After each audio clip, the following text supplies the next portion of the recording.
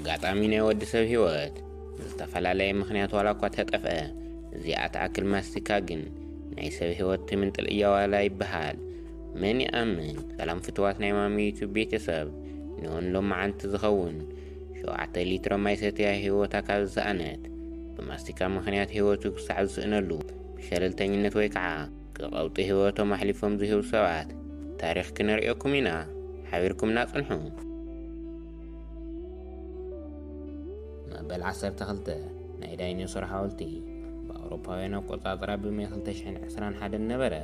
ብኢስፔን አርሴሌን ሓደ ናይ 39 ዕድሚኡ መንእሰይ ኣብ ሓደ ናይ ቲያትር በሪ ጠጠው ዝበለ ዓብዪ ናይ ዳይኖሶር ሓወልቲ ውሽጢ ብኸመይን ንምንታይን ከም ዝኣተወ ከይተፈለጠ ኣብ ሓወልቲ ውሽጢ ህይወቱ ሓሊፉ ተረኸበ። ግን ድማ እዚ ዝተፈለጠሉ ድሕሪ መዓልታት ዋላ እንተኾነ ብኸባቢኡ ዝነበረ ሕማቕ ጨና ምኽንያት እንትኸውን ሰባት ተጠራጢሮም እቲ ናይ ሓወልቲ ነዃል ገይሮም ስለ ዝረኣዩ እዮም ናይቲ ሰብ ኣካላዊ ዝረኸብዎ። ኣብቲ ሰዓት ንሱ ናይ ሓዊ መጥፊእ ሰራሕተኛታት ተጸዊዖም እቲ ሓወልቲ ሰይሮም እንተውፅእዎ ነቲ ሓደጋ ምኽንያት ዝነበረ ተንቀሳቓሲ ቴሌፎን ተቐርቂራቶ ንኸውፅእ ብዝኣተወን ህይወቱ ሓሊፉ ዝተረኸበ እንትኸውን ኣብ መወዳእታ እቲ ሓወልቲ ካብ ቦትኡ ንክለዓል ተገይሩ እዩ።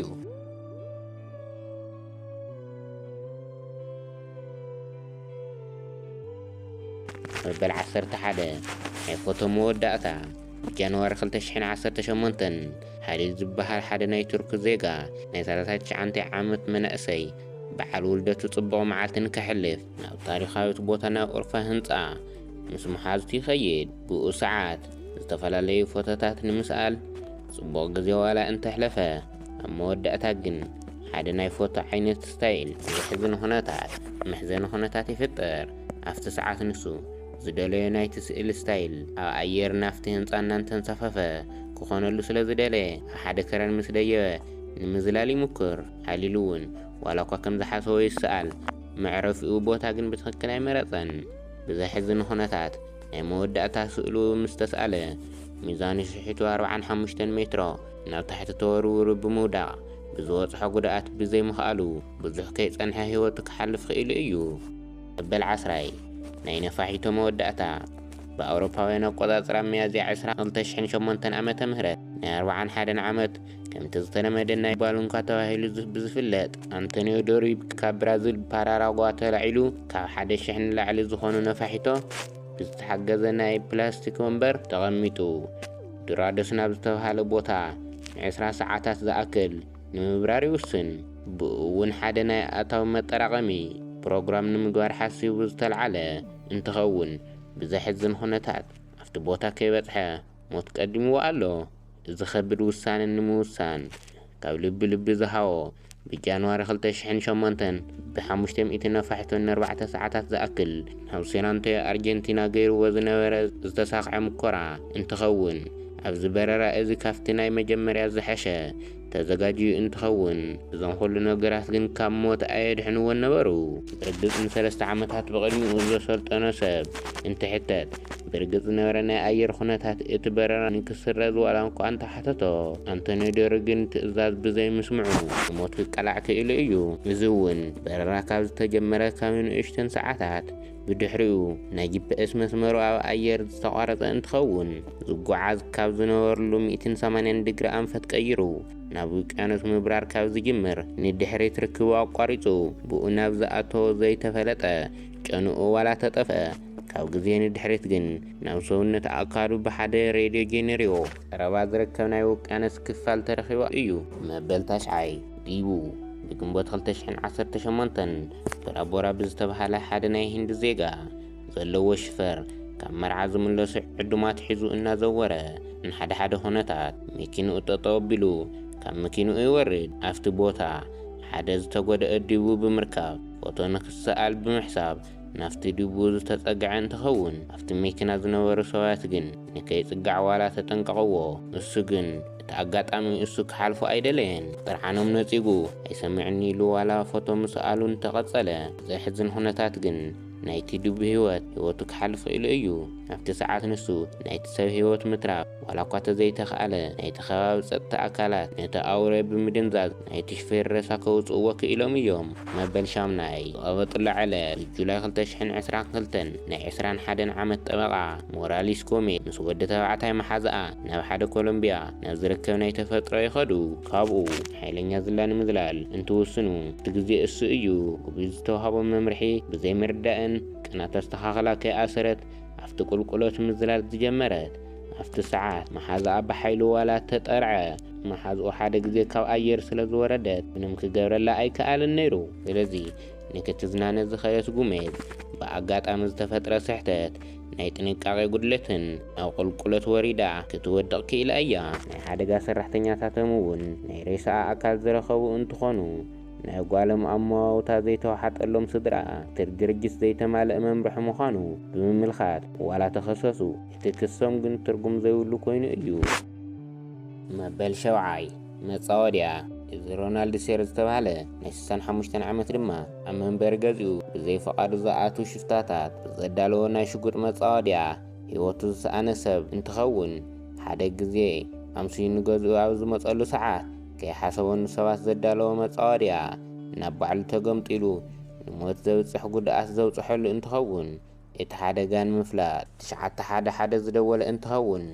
ግን ብዝበፅሐሉ ሓይለኛ ጉድኣት ክተርፍ ኣይከኣለን መበል ሻድሻይ ጠበቃ ጋሪ ሆይ ካብ ዝርከብ ናይ ቶሮንቶ ዶሚኒየኒ ሴንተር ካብ መበል 24 ፎቅ ፀዲፉ ዝሞተ ካናዳዊ ጠበቃ እንትኸውን ኣመዋውቱ እንኳዕ ሕዚ ዝረኣናዮም ናይ ሸለልተኛ ኣመዋውታ ዝምደብ እዩ ናይቲ ህንፃ መሻኽቲ ክንደይ ዝኣክል ጠንካራ ምዃኖም ነቶም ናይ ሕጊ ተምሃሮ ንምርኣይ ፈተነ እዩ ነይሩ ዘይሓሰቦ ካብ ፎቅ ፀዲፉ ህይወቱ ዝሰኣነ ምንም እኳ ደኣ ኣብቲ ሰዓት ሓይሉ ነቲ ቢትሮ ዋላ ተዘይሰበሮ ናይቲ መስኮት ፍሬም ግን ዝለሕለሐ ምዃኑ ንሆይ ሃንደበታዊ ምኽንያት ዝኾነ እንትኸውን ብርግፅ ግን እዚ ዓይነት ምርኣይ ብዘይ ምንም ሽግር ካብ ዝቕድሚኡ ዝሰርሕዎ ዋላ ተኾነ